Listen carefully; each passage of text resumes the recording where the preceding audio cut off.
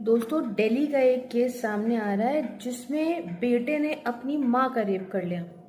तो स्टोरी कुछ ऐसी होती है कि लड़का होता है 39 ईयर्स का, माँ होती है 65 ईयर्स की।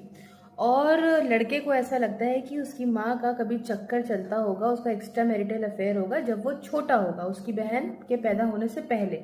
मतलब एक बेटा है और एक दो बहनें हैं उसकी, जिसमें बड़ी वाली जो बहन है उसकी शादी हो चुकी है और बाकी एक जो यंगर सिस्टर है वो साथ में रहती है।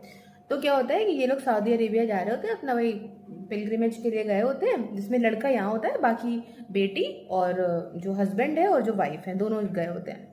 तो बेटा बार बार फ़ोन करता है अपने फादर को, कहता है जल्दी वापस दिल्ली आओ, जल्दी वापस दिल्ली आओ और तुम इस औरत से डिवोर्स ले लो।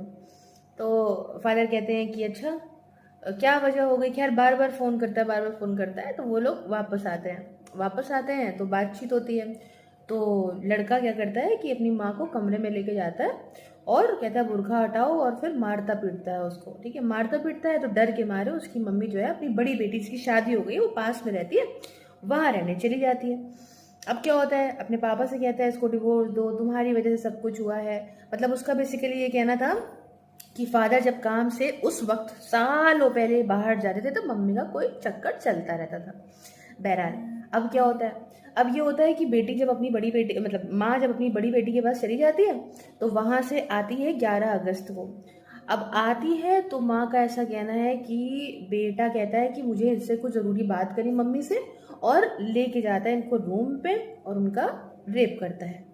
अब शर्म के मारे माँ बता नहीं पाती और डर के मारे अपनी छोटी बेटी के साथ सोने लगती है। फिर थोड़े मतलब एक दो दिन के ही दरमियान 3:30 बजे दोपहर के अराउंड फिर से उसको सेक्सुअली असॉल्ट करता है। तब वो अपनी बेटी से शेयर करती है तो बेटी कहती है हमें पुलिस स्टेशन चलना चाहिए।